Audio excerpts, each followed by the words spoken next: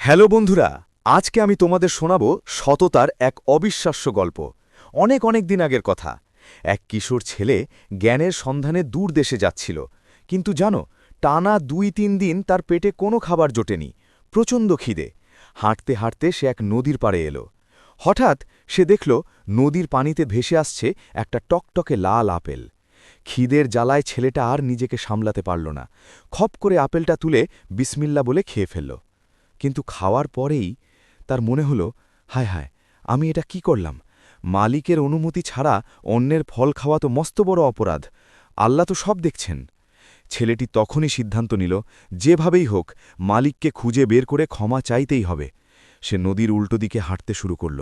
হাঁটতে হাঁটতে সে বিশাল এক ফলের বাগানে পৌঁছল। বাগানের মালিককে গিয়ে সে বলল, চাচা, আমি ভীষণ ক্ষুধার্ত ছিলাম, তাই ভুল করে আপনার একটা আপেল খেয়ে ফেলেছি। দয়া করে আমাকে মাফ করে দিন, অথবা এর দাম নিয়ে নিন। মালিক ছিলেন খুব বুদ্ধিমান। তিনি গম্ভীর হয়ে বললেন, এত সহজে মাফ পাবে না। আমার একটা কঠিন শর্ত আছে। ছেলেটি ভয়ে ভয়ে বলল, কি শর্ত? মালিক বললেন, তোমাকে আমার এই বাগানে টানা ১২ বছর কাজ করতে হবে। কোনো টাকা পয়সা পাবে না, শুধু খাবার পাবে। এরপর ভাবব তোমাকে মাফ করা যায় কিনা। পরকালের ভয়ে ছেলেটি সেই কঠিন শর্তই মেনে নিল। ১-২ দিন নয়, টানা ১২ বছর সে হাড় ভাঙা খাটুনি খাটল।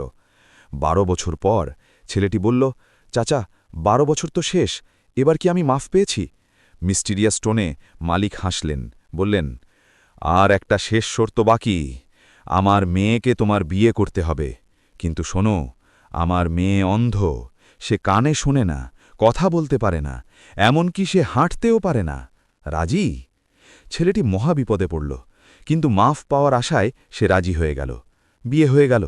সাসপেন্স হুইসপারে বাসর রাতে ছেলেটি ভয়ে ভয়ে ঘরে ঢুকল। শকড গ্যাসপে ঘরে ঢুকেই ছেলেটি তো অবাক। এ কি, ঘরের কোণে বসে আছে পূর্ণিমার চাঁদের মতো সুন্দর এক নারী। সে তো অন্ধ নয়, তার হাত পা সব ঠিক আছে। ছেলেটি ভাবল, নিশ্চয়ই আমি ভুল ঘরে চলে এসেছি। সে ভয়ে ভয়ে তাড়াতাড়ি দরজার দিকে পা বাড়াল বের হওয়ার জন্য। সুইট অ্যান্ড জেন্টেল টোনে ঠিক তখনই মেয়েটি খুব সুন্দর করে বলল, শুনুন, আপনি কোথায় যাচ্ছেন? আপনি ভুল ঘরে আসেননি। এটাই আপনার ঘর, আর আমিই আপনার স্ত্রী। কনফিউজড অ্যান্ড শেকি ভয়েসে ছেলেটি থমকে দাঁড়াল। অবাক হয়ে বলল, কিন্তু কিন্তু আপনার বাবা তো বলেছিলেন আপনি অন্ধ। আপনি কানে শোনেন না, কথা বলতে পারেন না, এমনকি হাঁটতেও পারেন না।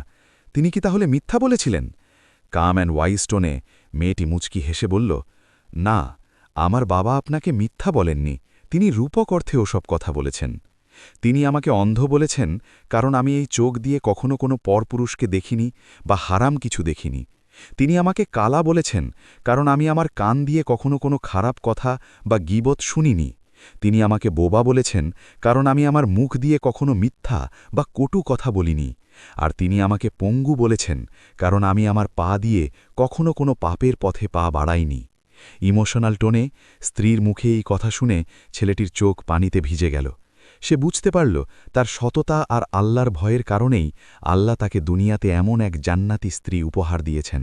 সে তখনই সেজদায় পড়ে আল্লাহর শুকরিয়া আদায় করল। প্রাউড অ্যান্ড ইন্সপায়ারিং টোনে, বন্ধুরা, কি তোমরা জানো পরবর্তীতে এই মহৎ দম্পতির ঘরে কে জন্ম নিয়েছিলেন?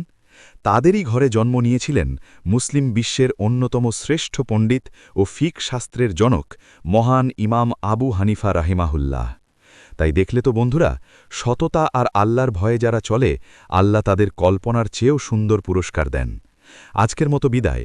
গল্পটি ভালো লাগলে একটা লাইক আর এমন আরও ভিডিও দেখতে সাবস্ক্রাইব করে ধন্যবাদ।